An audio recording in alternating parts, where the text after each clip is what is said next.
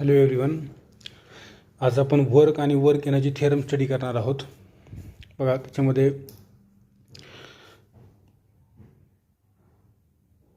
आपल्याला माहीत आहे की popular formula for calculating work done calculate करण्यासाठी जे फेमस इक्वेशन आहे ते इक्वेशन काय आहे? W is equal to force into displacement. आपल्याला माहीत आहे वर्क ही कसली क्वांटिटी आहे? स्केलार क्वांटिटी आहे. आणि कशाचा प्रोडक्ट आहे? तर फोर्स आणि डिस्प्लेसमेंट या दोन व्हेक्टर क्वांटिटीचा प्रोडक्ट आहे वर्क. बरोबर आहे. यालाच आपण मॅग्निट्यूड फॉर्ममध्ये कसं लिहितो? W is equal to Fs cos theta. बरोबर आहे. Fs cos theta, where cos theta is the angle between vector F and vector S. Cos theta हा काय आहे? व्हेक्टर F आणि व्हेक्टर S मधला अँगल आहे. ठीक आहे.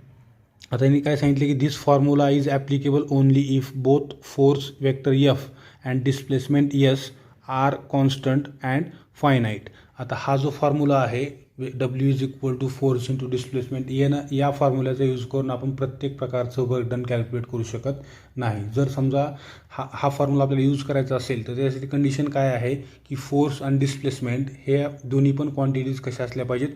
फायनाईट असल्या पाहिजेत किंवा मेजरेबल असल्या पाहिजेत. त्यावेळेस आपण हा फॉर्म्युला यूज करून काय करू शकतो? सरळ वर्क डन कॅल्क्युलेट करू शकतो. बरोबर आहे. पण in several real life situation the force is not constant. For example, while lifting an object through several thousand kilometres the gravitational force is not constant.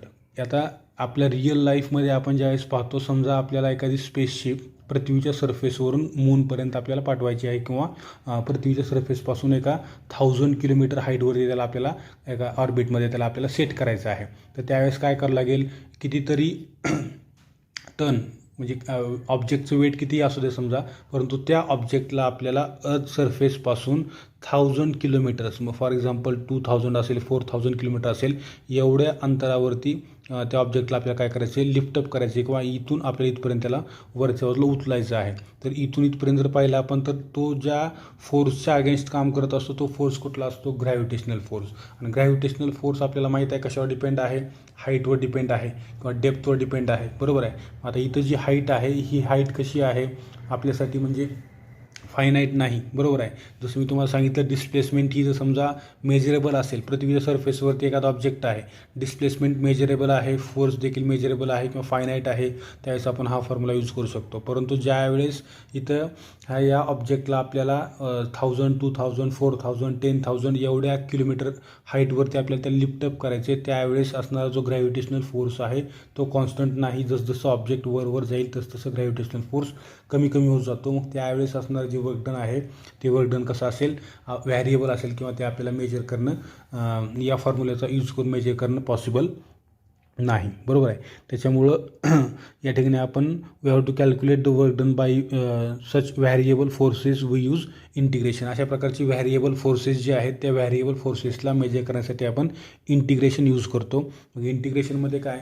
समजा फॉर एक्झाम्पल मी असं तुम्हाला सांगितलं की या ऑब्जेक्टला आपल्याला इथून इथपर्यंत उचलण्यासाठी लागणार ही जी काही डिस्प्लेसमेंट आहे, ही डिस्प्लेसमेंट समजा आपण कन्सिडर केली कशी आहे?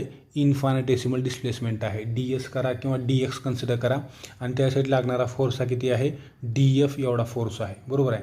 तर अकॉर्डिंग टू दिस इक्वेशन आपल्याला माहीत आहे की लागणारं वर्क डन कसं असेल? त्यासाठी DW is equal to DF into DS असेल. दोघांमधला अँगल 0 असल्यामुळं कॉस थिटाची व्हॅल्यू काय आली? 1 आली, असं आपण कन्सिडर केलं. एकाच डायरेक्शनला डिस्प्लेसमेंट आहे आणि त्या डायरेक्शनला फोर्स देखील आहे. बरोबर आहे. मग असं या एवढ्या इन्फायनाटेसिमल डिस्प्लेसमेंटसाठी आपल्याला एवढं वर्क डन करावं लागत असेल तर अशा नंबर ऑफ इन्फायनाटेसिमल डिस्प्लेसमेंट याच्यामध्ये प्रेझेंट आहेत. त्या सर्वांसाठी केलेलं जे वर्क डन आहे त्यांचं आपण काय करू शकतो? इंटिग्रेशन घेऊन त्यांचं ॲडिशन करू शकतो. Integration this equation DW is equal to integration DF into DS is equal to तुम्हाला काय मिळेल? त्या ठिकाणी टोटल वर्क डन मिळेल. ठीक आहे. म्हणजे आपल्याला इंटिग्रेट करत असताना हा फॉर्म्युला यूज करावा लागेल. W is equal to integration काय जे असेल ती व्हॅल्यू A to B असेल किंवा इथं काय जे असेल ते 0 to H असेल ऑफ F इंटू DS. अशा प्रकारे आपण इंटिग्रेशनचा यूज करून देखील वर्क डन कॅल्क्युलेट करू शकतो. याच्यावरती एक्झाम्पल देखील आहे, पण ठीक आहे आपल्यासाठी तेवढं महत्त्वाचं नाही. फक्त आपल्याला वर्क काय आहे ते आपल्याला समजणं गरजेचं होतं, ते आपण पाहिलं. आता याच्यानंतर आपल्याला बघायचं आहे की वर्क एनर्जी थेरम. याच्यामध्ये पण परत 2 मेथड्स आहेत वर्क एनर्जी थेरम प्रूव्ह करण्यासाठी. त्यातली आपण फक्त एकच जे आपल्या सिलेबसला आहे ते आपण घेणार आहोत. बघा, वर्क एनर्जी थेरम. वर्क आणि एनर्जी यांच्यामध्ये काय रिलेशन आहे ते आपण या थेरम थ्रू पाहणार आहोत. Work energy theorem. सुरुवातीला वर्क एनर्जी थेरमचा प्रिन्सिपल आपण समजून घेऊ काय आहे. बघा, if there is a decrease in potential energy due to conservative force, it is entirely converted into kinetic energy, and work done by the force then appears as a kinetic energy. Vice versa, if an object is moving against the conservative force, its kinetic energy decreases an amount equal to the work done against the force. This principle is called as work energy theorem for conservative forces. म्हणजे काय, समजा for example या ठिकाणी आपल्या घरामध्ये हा एक table आहे आणि हा तुमचा सरफेस आहे घरातला, ठीक आहे. याच्यावरती आपण एक ऑब्जेक्ट ठेवलेला आहे. या ऑब्जेक्टला आपण उचललं आणि वर नेऊन ठेवलं. काय झालं, याच्यामध्ये कायनेटिक एनर्जी आली, याला काहीतरी वेग आला. तुम्ही एका पर्टिक्युलर व्हेलॉसिटीनं उचलून त्याला काय करत आहात, त्या टेबलवरती ठेवणार आहात. म्हणजे काय झालं, या ठिकाणी कायनेटिक एनर्जीचं कन्व्हर्जन त्या ठिकाणी पोटेन्शियल एनर्जी झालं. आणि ज्यावेळेस समजा या ऑब्जेक्टला तुम्ही वरून खाली ढकलून दिलं, म्हणजे काय झालं, या पोटेन्शियल एनर्जीचं कन्व्हर्जन अगेन कशामध्ये झालं, कायनेटिक एनर्जीमध्ये झालं. म्हणजेच ही कायनेटिक एनर्जी म्हणजेच काय, त्या ठिकाणचं असणारं वर्क डन आहे. बरोबर आहे. बघू आपण त्याच्यामध्ये प्रूव्ह करण्याची 2 मेथड्स आहेत. त्यातली पहिली मेथड कुठली आहे बघू आपण. बघा, consider an object of mass small m moving with velocity vector U. एक ऑब्जेक्ट आपण कन्सिडर केला, ज्या ऑब्जेक्टचं मास आहे स्मॉल एम आणि त्याची व्हेलॉसिटी किती आहे, यू आहे किंवा व्हेक्टर यू आहे. Experiencing a constant opposing force vector F. याला एक अपोजिंग फोर्स आहे जो तो कंटिन्युअसली एक्सपिरियन्स करत आहे, तो व्हेक्टर एफ आहे असं आपण सांगितलं. Which slows it down to vector V during displacement vector S. बरोबर आहे. हा ऑब्जेक्ट इनिशियल व्हेलॉसिटीनं मूव्ह होत होता, नंतर अपोजिंग फोर्समुळे हा स्लो झाला आणि फायनल येऊन थांबला. त्यावेळेस त्याची व्हेलॉसिटी जी होती स्लो होत असताना ती किती होती, फायनल व्हेलॉसिटी समजा व्ही होती. फॉर एक्झाम्पल बॉल आहे, बॉलला आपण किक मारली. बरोबर आहे. किक मारल्यानंतर त्याला मी काय केलं, इथून कन्सिडर केलं. तो इथून कुठून तरी बॉल आला असेल, इथं त्याला आपण काय केलं, कॅप्चर केलं. या ठिकाणी त्याची व्हेलॉसिटी व्हेक्टर यू होती, मास एम होतं. इथून आपण त्याला कन्सिडर केलं. अपोजिंग फोर्समुळं हा बॉल फायनल जाऊन थांबला. त्यावेळेस त्याची व्हेलॉसिटी किती होती, व्हेक्टर व्ही होती. आणि ड्युरिंग दीज 2 पोझिशन त्यांनी डिस्प्लेसमेंट जी कव्हर केली ती किती होती, व्हेक्टर एस होती असं आपण कन्सिडर केलं. We know that vector U and vector F are oppositely directed. आपल्याला दिसतं इथं व्हेक्टर यू आणि व्हेक्टर एफ कसे आहेत, एकमेकाला अपोजिटली डिरेक्टेड आहेत. व्हेक्टर यू या डायरेक्शनला आहे, व्हेक्टर एफ म्हणजे अपोजिंग फोर्स जो आहे, ड्रॅग फोर्स एअर मिडियमचा असेल किंवा वॉटरमध्ये असेल तर व्हिस्कस फोर्स असेल, हे दोन्ही एकमेकाला कसे आहेत, अपोजिंग आहेत. जे त्या मोशनला काय करत आहेत, त्या ऑब्जेक्टच्या मोशनला स्लो करत आहेत. बरोबर आहे. The entire motion will be along the same line. In this case we need not to use the vector form. अशा केसमध्ये आपल्याला व्हेक्टर फॉर्म यूज करायची गरज नाही, कारण सिम्पल या डायरेक्शनला ऑब्जेक्ट जात आहे, त्याच्या अपोजिट डायरेक्शनला फोर्स आहे. त्याच्यामुळे आपण या ठिकाणी फक्त plus or minus sine use करून हा थिअरम आपण प्रूव्ह करू शकतो. मग आपण कन्सिडर केलं, if we know that F is equal to mass into acceleration and acceleration is equal to F by m. acceleration त्या ठिकाणी असणार आपण सांगितलं की त्या A is equal to F by m आहे. बरोबर आहे. आपल्याला एक इक्वेशन, आपल्याला कायनॅमॅटिकल इक्वेशन माहीत आहेत. त्या कायनॅमॅटिकल इक्वेशनमध्ये एक इक्वेशन आहे v² is equal to u² plus 2as. बरोबर आहे. याच्यामध्ये v² मायनस u² ॲडजस्टमेंट केली आपण, is equal to 2as.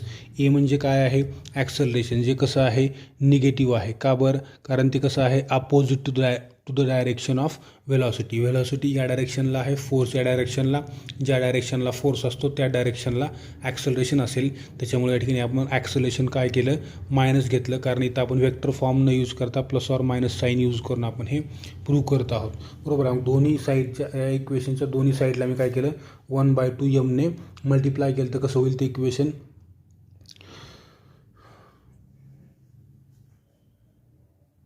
Sorry याला आपण असं ॲडजस्ट करायला पाहिजे. याला इकडे घ्या, -2 एस किंवा हे मायनस साईन याला द्या यू स्क्वेअर मायनस, कारण इनिशियल व्हेलॉसिटी किंवा लार्जर व्हेलॉसिटी कुठली आहे, ही आहे, आणि नंतर फायनल ही आहे, त्याच्यामुळं असं ॲडजस्ट करावं लागेल you square minus V square. या इक्वेशनला दोन्ही साईडनं 1/2ने आपण मल्टिप्लाय केलं 1/2 एमने, तर काय होईल 1/2 M U square minus 1/2 M V square is equal to काय येईल त्या ठिकाणी 1/2 एम हे 2 मायनस ए इंटू एस. काय होईल या ठिकाणी 2 आणि 2 गेट कॅन्सल, म्हणजे इथं काय येईल तुम्हाला एम ए, अगेन